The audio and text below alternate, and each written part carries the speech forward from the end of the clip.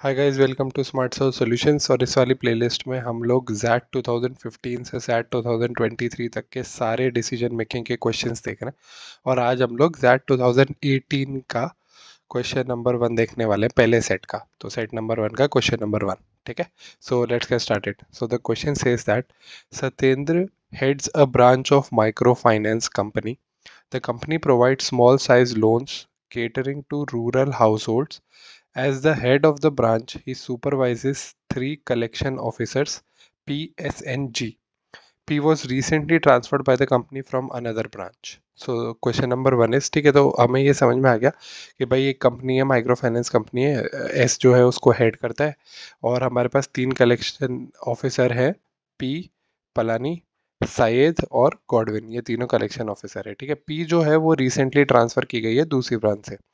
अब सैयद जो है वो क्या फियर कर रहा है, क्वेश्चन में क्या लिखा है कि Syed feared Palani's transfer may pull down the performance of the branch as he felt Palani was transferred due to his poor performance in the previous branch। ठीक है।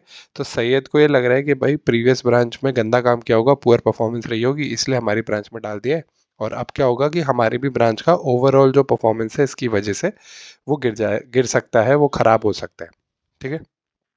तो क्वेश्चन क्या बोल रहा है, which of the following information will most likely assuage Syed's fear. ठीक है। अब दो चीज़ें, सबसे पहले तो आपको एग्जाम में ये समझ में आना चाहिए कि भाई असुएज का मतलब क्या है। ठीक है। अभी मान लो आपको पता है कि असुएज का मतलब होता है किसी भी चीज़ की इंटेंसिटी जो होती है उसको कम करना। इसका मतलब ये है कि उसका डर जो है वो कम हो जाए, ऐसा वाला हमको ऑप्शन देखना है। ठीक है। अगर आपको मालूम है तो बहुत बढ़िया, नहीं मालूम है तो फिर क्या करना होता है, ऐसी कंडीशन में हमें ऑप्शन ही पढ़ने होते हैं। एंड ऑब्वियसली ज़्यादातर ऐसा होता है कि भाई आपको ऑप्शन पढ़ के समझ में आ जाता है कि ये कम करने को बोल रहा है या ज़्यादा करने को बोल रहा है। ठीक है। चलो देखते हैं। ऑप्शन नंबर ए क्या बोल रहा है, in the past 12 years as the head of branch Satyendra has exceeded targets every time. ठीक है। अभी सत्येंद्र ने पास्ट 12 ईयर्स में टारगेट हमेशा एक्सीड किए हैं। इसका मतलब ये नहीं है कि पी के आने के बाद भी वो कर ही देगा, राइट। इससे कोई लेना देना नहीं है सैयद के डर का। सैयद का डर यह है कि भाई पी आ गई है, अब पी जो है वो उसकी पुअर परफॉर्मेंस की वजह से ब्रांच का परफॉर्मेंस जो है वो गिर सकता है। ये अच्छी बात है कि सत्येंद्र ने पिछले 12 ईयर्स में कभी भी ऐसा नहीं हुआ है, लेकिन पी उस टीम का हिस्सा नहीं थी तब तक। तो हो सकता है पी सही में आए और पुअर परफॉर्मेंस दे तो गिर जाए। तो ये हमारा जो आंसर है वो नहीं हो सकता। ठीक है। अभी आते हैं हम लोग ऑप्शन नंबर बी पे। Palani has been a top performer in the organisation, his performance has deteriorated only in the last 3 years। ठीक है।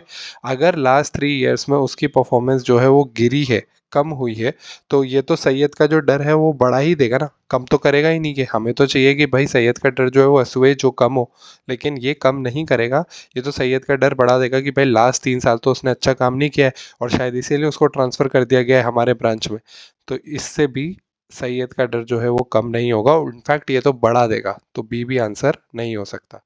सी को देखते हैं। The branches performance has been good for past 10 years, Syed has join the organisation 3 years back.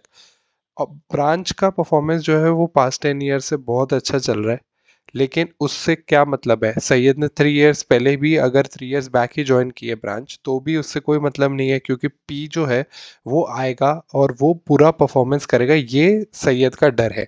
अब branch ने last 10 years में, ये again ए जैसा ही है कि लास्ट ब्रांच ने लास्ट 10 ईयर्स में अच्छा परफॉर्म किया भी है, तो भी उस टीम का हिस्सा पी कभी नहीं रहा है। इसलिए सी ऑप्शन जो है वो भी सैयद का डर जो है ख़त्म नहीं करेगा, इसलिए सी जो है वो आंसर नहीं हो सकता। अब आते हैं हम लोग ऑप्शन नंबर डी पे। When Syed joined as a fresher in this branch, others in the branch had feared that he might bring down the performance of the branch. ऐसे जो ऑप्शंस होते हैं ना, कि अगर कोई चीज़ ए के लिए वैलिड है तो वो बी के लिए भी वैलिड होगी, ये कभी भी आंसर होता ही नहीं है। ठीक है।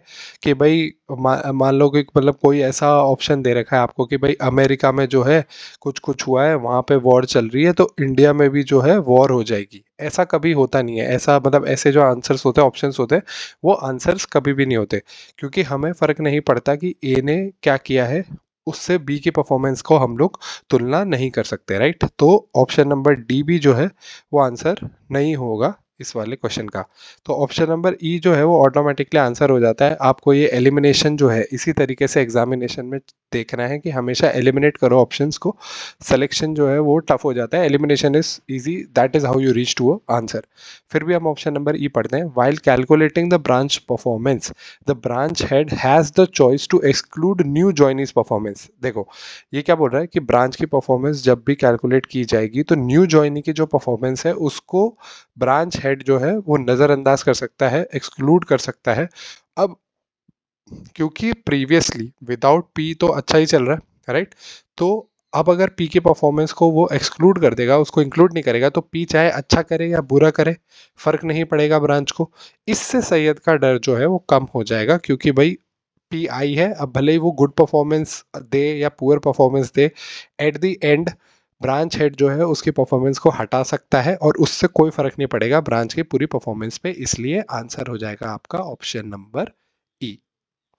Thank you for watching, I hope you like the video. Next video में हम लोग कैट 2018 सेट 1 का क्वेश्चन नंबर 2 देखेंगे।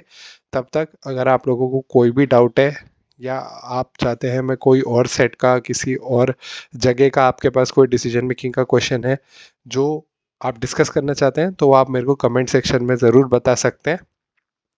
Till then, stay tuned to the channel and do like, share and subscribe Smart Solve Solutions.